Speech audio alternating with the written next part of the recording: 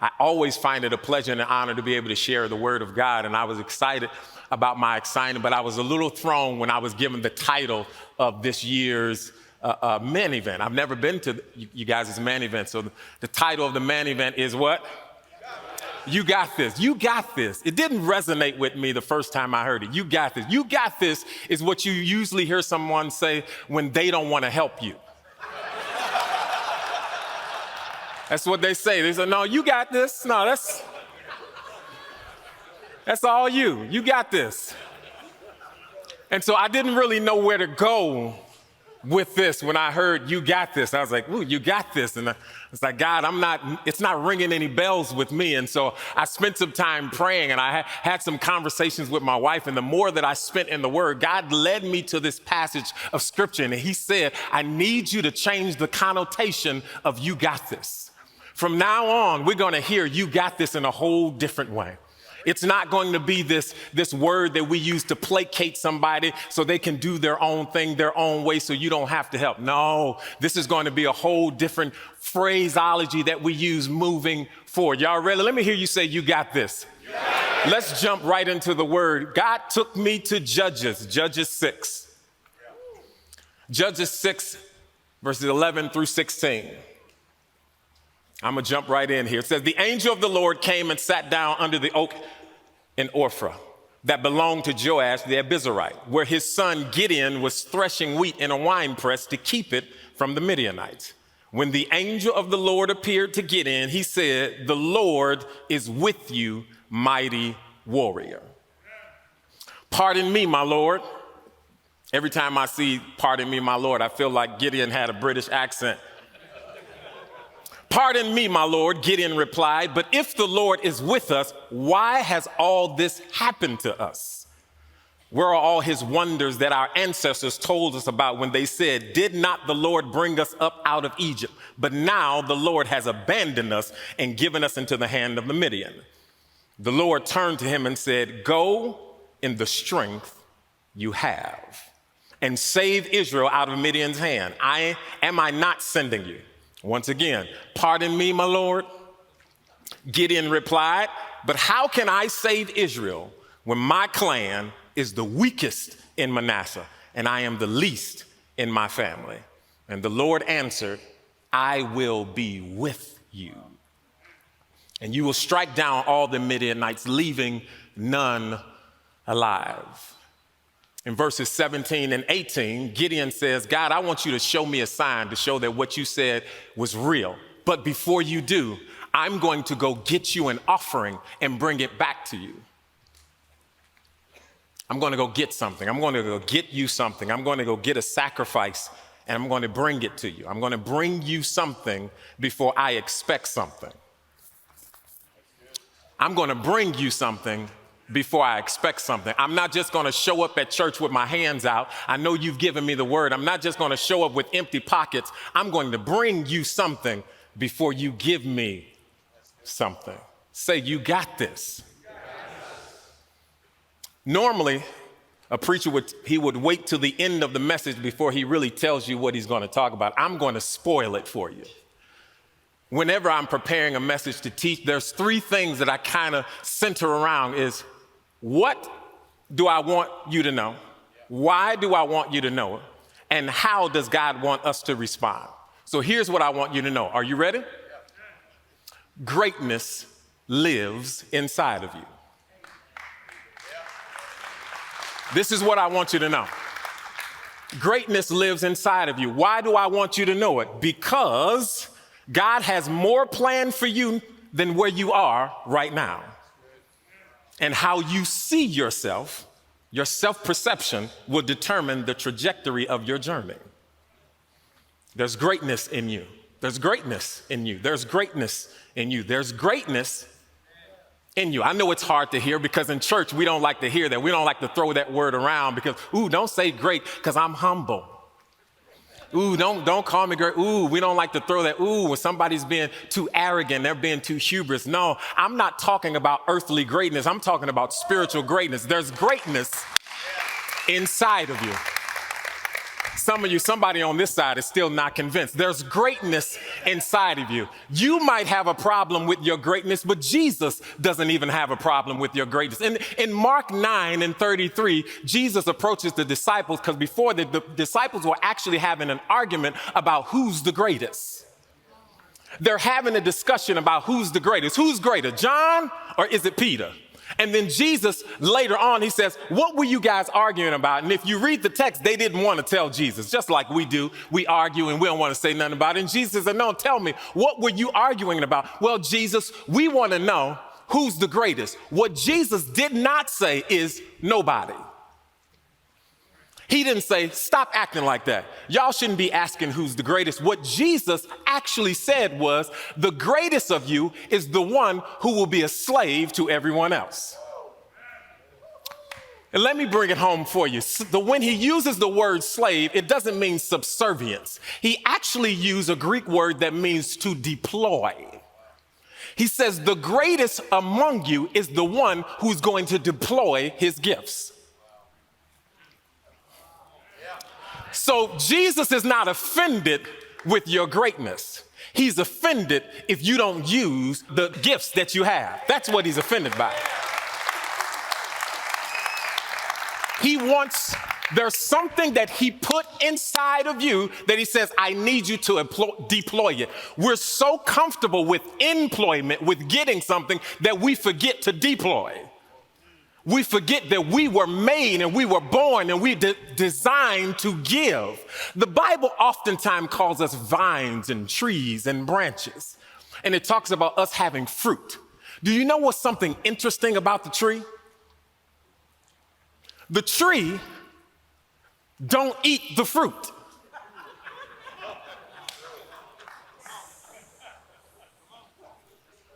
The fruit is designed to be given away. And I'm wondering if, hold on, I wonder if we got some Christian hoarders who's trying to keep all the fruit for themselves. Here's what happens if you keep your fruit. When I lived in California, I was around some farmers. If you keep the fruit and you hold on to the fruit, what happens to the fruit is that it gets hard, it gets bitter, and it becomes unedible. Because you've held on to something that was designed to be given away. And maybe that's why you encounter some brothers who are just bitter.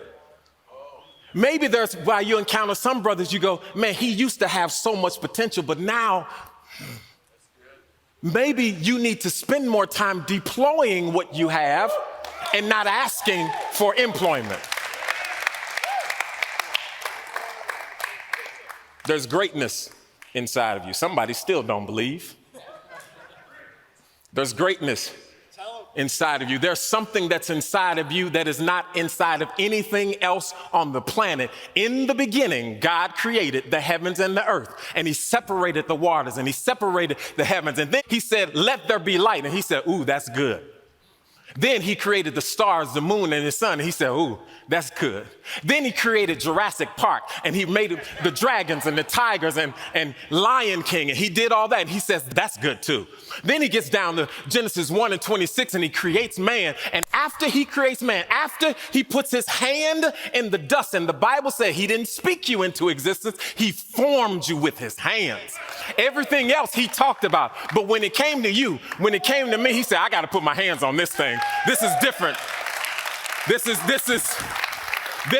not like anything else. And he still wasn't done. And he formed you, and he made your eyes and your hands and your feet and your heart. And he made all those things. But then you were still just an empty shell. The Bible says then he breathed the spirit of life into you. Why? Why do you think that you are hungry for more? It's not because you're greedy. You're not hungry for more because you're greedy. You don't want more for your family because you're greedy. You don't want more for your life because you are greedy. It's because there's something in you that says, I won't settle for this. What's that something? It's the breath of life that's inside of you. He didn't breathe into trees. He didn't breathe into the water, but he breathed into you, which means there's greatness inside of you. There's greatness inside of you. I know there will be some days you don't look good and you don't feel good and you don't even act good. But after God made you, the Bible says he stepped back and said, oh, this is very good.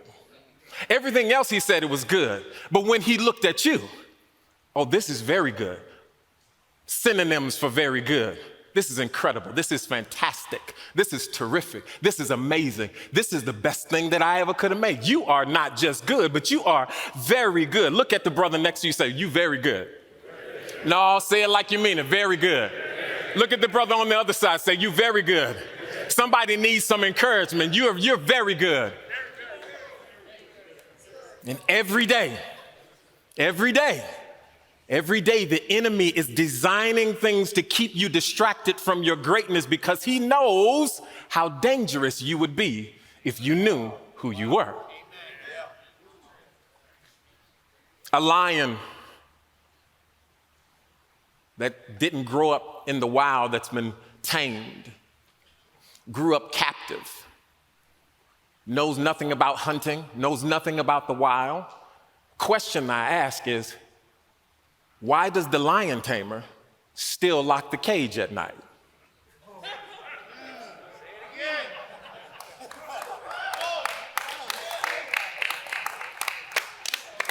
Because the lion tamer knows that if this lion ever figured out who he was, he wouldn't let me put this sweater on him and this hat.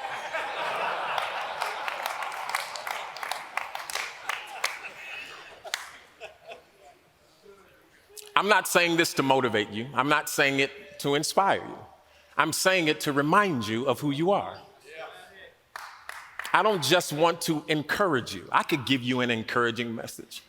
I want this to be something that resonates inside of you from years from now. When you look in the mirror and you go, I'm not the man that I used to be, because all you can see is your mistakes and all you can see is your problems and all you can see is the things that you've done wrong. I want you to repeat these words that greatness lives inside of me. There's greatness lives inside of me. Your self-perception will change everything. It will change how you treat your wife. It will change how you treat your children. It will change how you work in that business. It will change how you work at school, because greatness lives inside of me. Let's get to the text. The Israelites in Exodus 23, the Israelites were not supposed to be like the surrounding nations. And God actually commanded them to be different. I need you to be different. You're not like everybody else. I'm commanding you to be different. I know you want to do what they do, but you're different.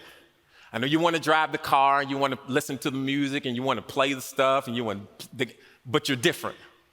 I've got kids in my house, and my kids have come home and said, we want to do what the other kids do. And I'll say, I'm not raising the other kids.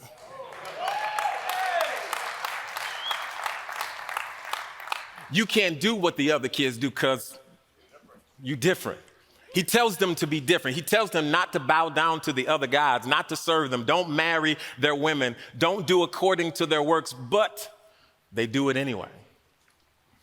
They do it anyway, and they get overthrown.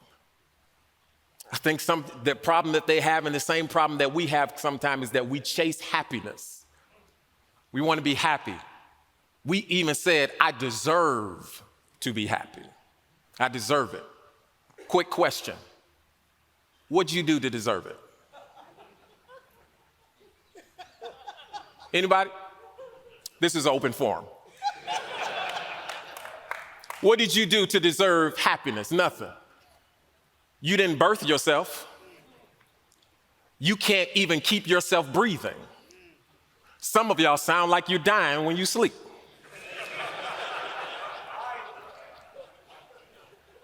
So why do you deserve it?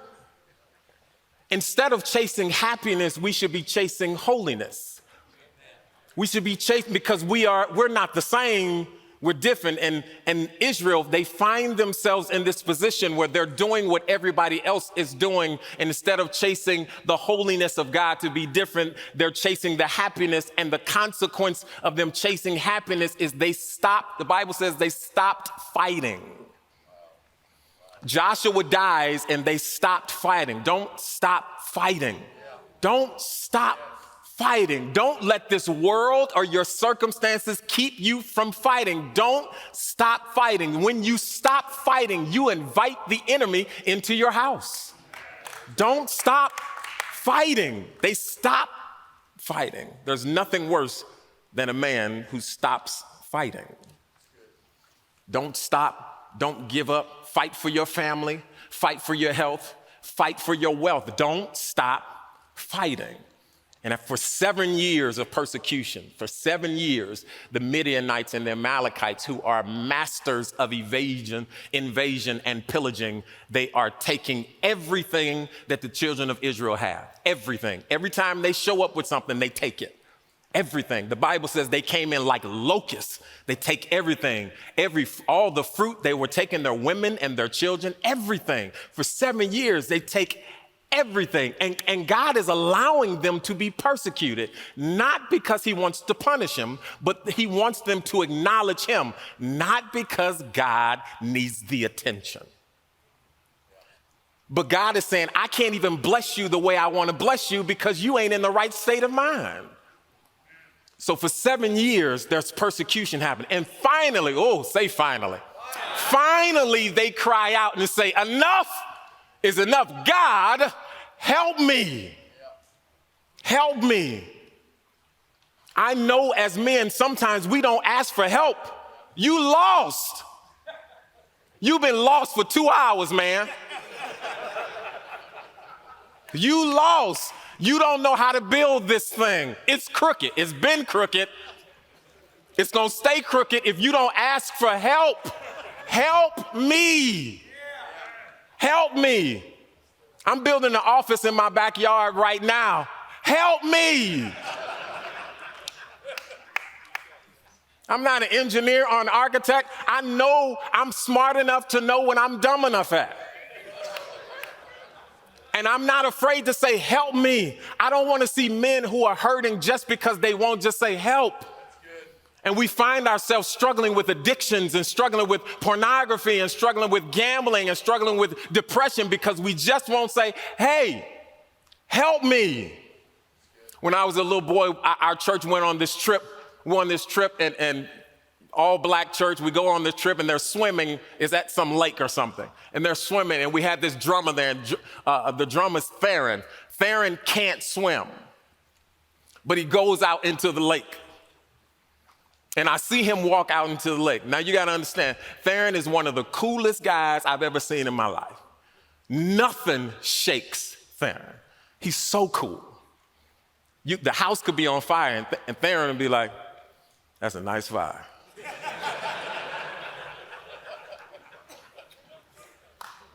But I watched Theron walk out into this water, and I know, like Theron knows, he can't swim. Now, at the time, I'm probably like 8 years old. Theron is like 14 or 15 years old, and he walks out into the water until I don't see Theron anymore. He's under the water, and I'm panicking because no one else sees him. And I start to yell, but no one sees Theron, so they don't even know what I'm yelling at. And a moment later, I see Theron's hands come up above the water, and this is what he's doing.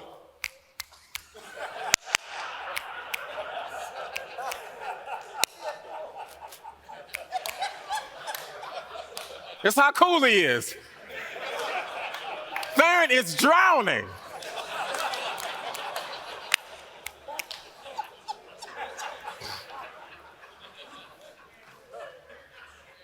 And all I could think was, why wouldn't Theron yell for help? You gonna die because you cool.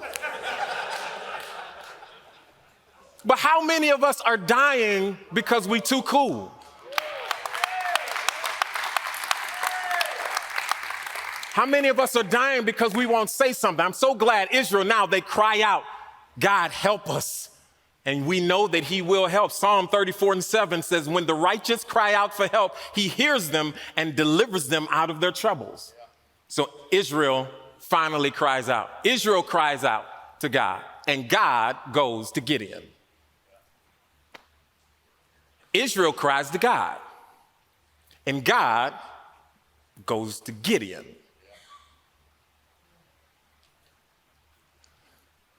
Let me say it again. Israel goes to God, and God goes to Gideon. If you remember, Gideon is in a wine press. A wine press is a cavern in the ground, sometimes 10 to 20 feet deep, where they press grapes. So Gideon is literally in a basement. He's in a basement. So God goes to a basement to answer the prayer of Israel. It's amazing to me. It's quite possible that you are the answer to someone's prayer, but you don't think you are because of where you are. Not me, God. I'm in a basement. I'm in a wine press. I'm not financially stable. Not me, God. They can't be asking me for money. I'm already struggling. They can't be asking me to be their sponsor. I can't sponsor myself.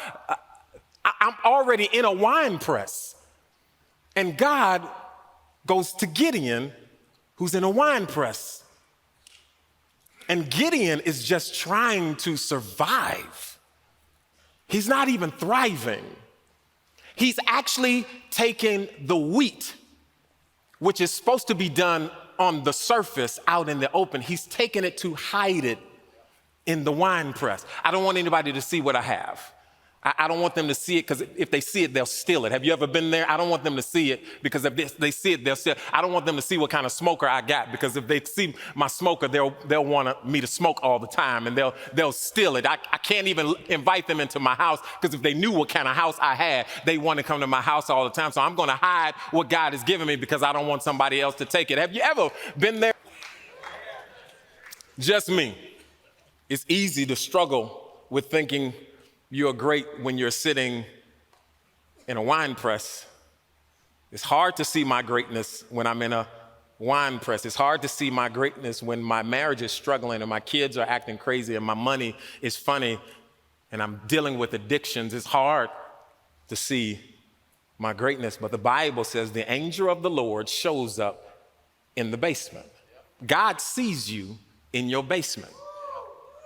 God sees you working hard. He sees you with no recognition. He sees you with no rewards. He sees you with no accolades. He sees you in your basement and he calls you mighty warrior. Ooh, go with me. He sees where you are and he calls you a mighty warrior. These are not just words of encouragement. These are words of prophecy and identity.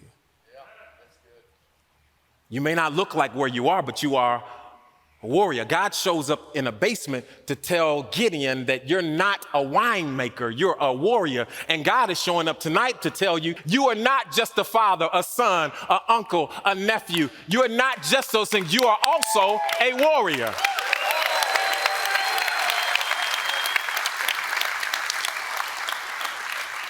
I'm not even here. God showed up to tell you that you are a warrior. I know you feel like an addict, but you're a warrior. I know you feel like you're less than, but you're a warrior. I know you feel like a bad husband, but you're a warrior. I know you feel like a bad father, but you're a warrior. I know you feel like a lawyer or an entrepreneur, but guess what? You are a warrior. You're a warrior. God will often change your identity before he changes your circumstance. It's hard to recognize who we are because when you look around where you are, you go, ooh, this does not look like where a warrior lives. But you are a warrior. And Gideon does what we all do. He asked the question that we ask all the time, why do bad things happen to good people? He calls him a warrior, and then he says, I'm with you. God, if you're with me, where are you? If you're with me, why did we still get cancer? If you're with me, why did the hurricane still mess up my house? If you're with me, why am I still broke? Why are my kids still acting crazy? Why are my bank accounts still crazy? If you're with me, I love that God doesn't even respond to his question. He says to him, go in the strength that you have. Woo, I love when God don't answer questions. He says, go in the strength. Yeah, God, but if you're with me, why did my mother die and why did my wife get cancer? Go in the strength that you have. Go in the strength that you have. You don't need more than you think you need to pursue what God has for you. So go in the strength that you have. Oh, you think you need a little more strength? Nope. You think you need a little more money? Nope. You think you need a little more faith? No, you don't. Why? Because God said, go in the strength that you have. Okay, let me help you just a little bit more. Matthew 17:20, Jesus says, truly I say unto you, if you have faith the size of this mustard seed, you can tell this mountain to be moved and it will be moved. You can tell all those things in your life to move with the little strength that you have. So I can say, move negative thoughts. Yeah, move negative thought. Move bad attitude. Move bad attitude. Move enemy out of my house. Yep, and the enemy will move. Why? How much faith do you need? Oh, just a little bit, because he's told me to go. How do you know that I have enough of what I need in me to do what you're asking me to do? Well, let me tell you, Jeremiah 1:5, he says this. He says, before I formed you, guess what I did? I knew you. Before I formed the heavens and the earth, I knew you. Before your mama met your daddy, I knew you. Before you were an incident, an accident, or a romantic evening, I knew you. I knew you. I knew you. Not only did I know you, I formed you and I anointed you. That's why I'm telling you, go in the strength that you have. Look at your brother right next to you. Say, go. I need you to go. Go. Go. Go in the strength that you have. Go in the strength. Everything you need to become all that God and do all that God is calling you to do, you already have. So go in the strength that you have. Go be a better father. Go be a better husband. Go be a better co-worker and an entrepreneur. Go and stop waiting. Go. Go. Because what are you waiting for? I bet you there's brand new businesses in this room. I bet you somebody has an incredible invention or an idea in this room. I bet you've been thinking about some YouTube videos and some classes that you can begin to teach in this room. But you're going, yeah, but I'm waiting. What are you waiting for? Well, as soon as I get a better camera. I saw a movie from an iPhone. So what are you waiting for? Well, as soon as I get a little bit stronger. You ain't gonna get a little bit stronger because you procrastinate too much. So you ain't going to the gym? No way.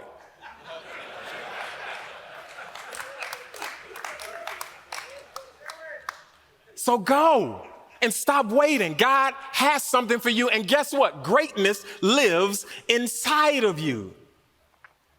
Gideon is ready to go. Everything you need to be what God has called you already lives inside of you. I love it. He says, he calls him a mighty warrior. Gideon says, my clan is the weakest, and I am the least of my clan. But somehow, God sees something in us that we can't always see in ourselves. And so our responsibility is not to argue with him, but to listen to him. And if he calls me a warrior, then I'm going to say I'm a warrior, even when I don't feel like a warrior. I might not feel like a warrior the first day or the second day or the third day, but every time I get into the mirror, I'm going to go warrior. And eventually something's going to happen down in my spirit and go warrior. Ooh, warrior. Every mirror I walk past and go, ooh, look at that. Y'all see that? Warrior. That's who that is. That's a warrior right there. Oh, I'm working on my warriorship. Oh, it may not look like all or nothing right now, but oh, you just wait. You just wait. I'm in warrior school because I'm a warrior. I'm getting my stuff together. Yeah, you don't like my plans, and you may not like what it looks like, but my God, not my mama, not my daddy, not my friends, my God says I'm a warrior. So guess what? I'm a warrior. We are infatuated with describing ourselves with something other than what the master says about us.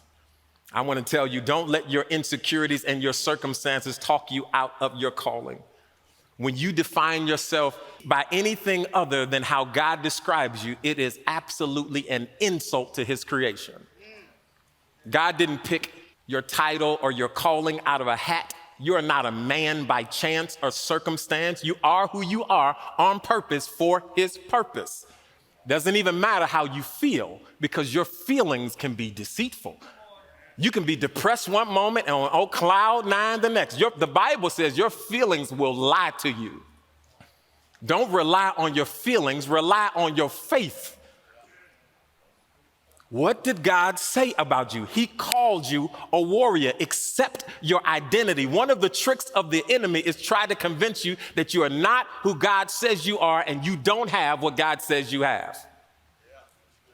You are a warrior. In Genesis 1, it says, in the beginning, God created the heaven and earth. And then it says he made man in his image and his likeness. In Genesis 3, the devil comes along and says, if you eat of the fruit, you'll be like God. Let me go back over to Genesis 1. But in Genesis 1, he said he made man in his image and likeness. But in Genesis 3, the enemy shows him and says, if you eat of the fruit, you'll be like God. Anybody got it yet? In Genesis 1, he said, let's make man in my image and likeness. But in Genesis 3, the enemy shows up and he says, if you eat of the fruit, you'll be like God. What's the problem here? The enemy will try to convince you that you don't have something that God already gave you.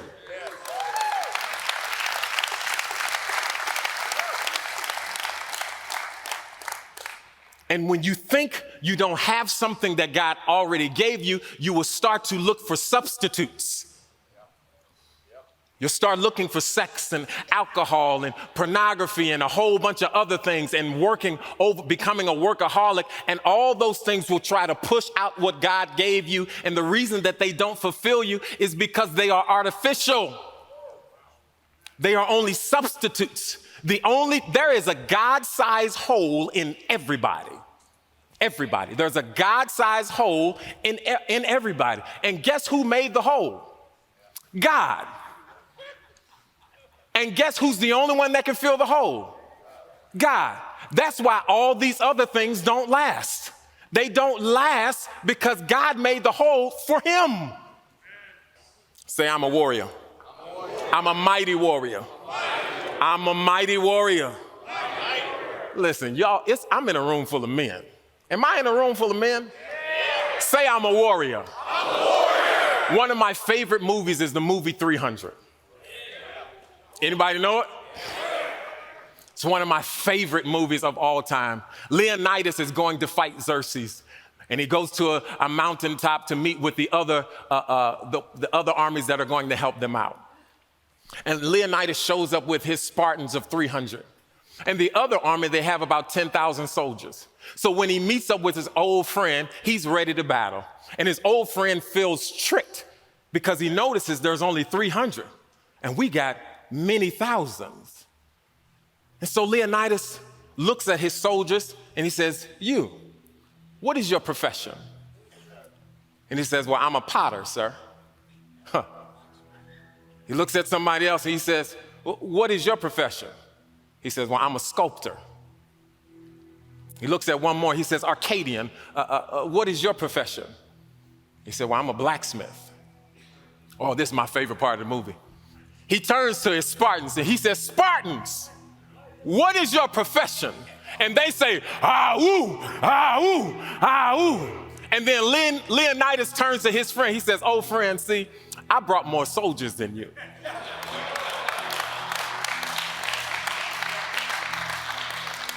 So here's what we're going to do. I need the men all on your feet, on your feet, on your feet, on your feet.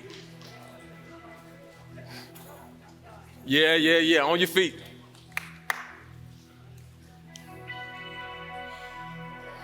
We are warriors because God called us warriors. So I'm going to ask you, warriors, what is your profession? I just feel like we can do better than that. I just feel like I need to see some hand raising. Can I be Leonidas? Hold on. I'm going to turn my back.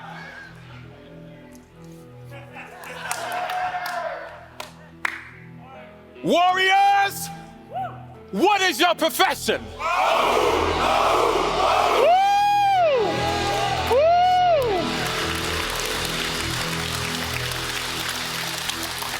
We are Warrior, don't sit down, don't sit down, don't sit down.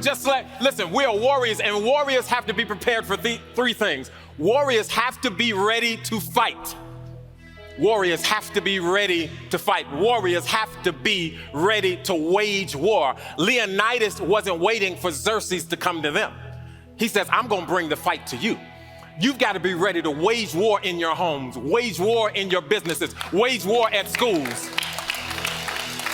Don't let the enemy overtake you. You need to bring the fight to them. You also have to be ready to plan. Say plan. You need a plan. You need a plan. You can't just run out there just thinking you're going to kill everybody. You need a plan. You need to come up with your plan right now. Jesus didn't wait until he got into the wilderness before he had a plan. His plan was, it is written. I don't care what the devil says, it is written. I don't care what you call me, it is written. The Bible says I'm more than a conqueror. The Bible says I'm the head and not the tail. The Bible says I'm a warrior, so it is written. I know you want to say that I'm defeated, but guess what? I'm not. We're not fighting for victory, we're fighting from victory. The last one is this: you got to be ready to win. You got to be ready to win. The two most vulnerable areas for any man is when he loses and when he wins. When he loses and when he wins. When you win, don't think this was all about me. It's not about you. The greatness inside of you is not because of you. The greatness inside of you is because of him. So when you win, we worship. When we win, we give him the glory and the honor. Listen, it was him who said we were going to win anyway. So why would I not give him the honor, the glory, and what? And when men worship, listen, I pray that you're not afraid to worship. I hope you're not afraid to lift your hands and fall on your knees and call out the name of the Lord. Because when men worship, neighborhoods change. When men worship,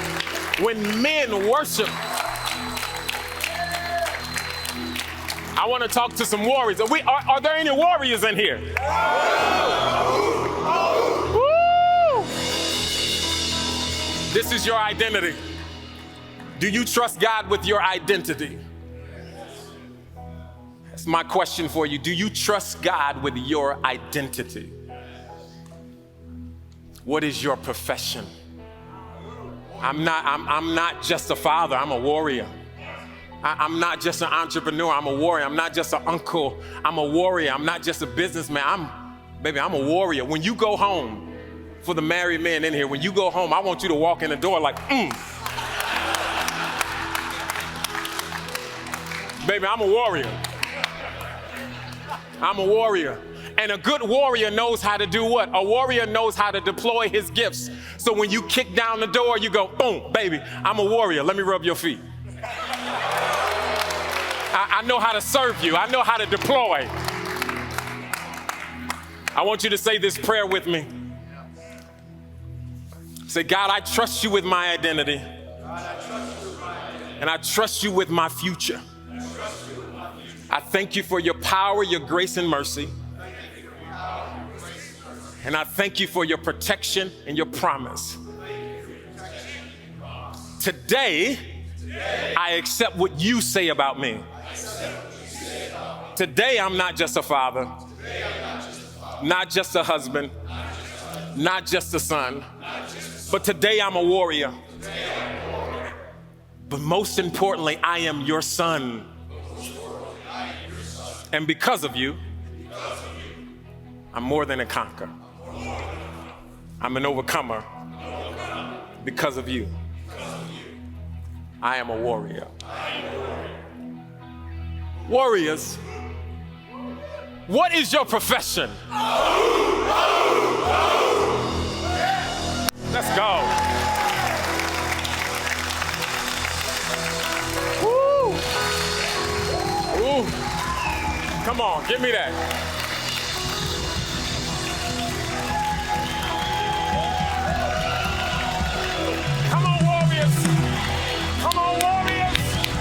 Let's go, warriors! Let's go, warriors! Let's go, warriors! Let's go!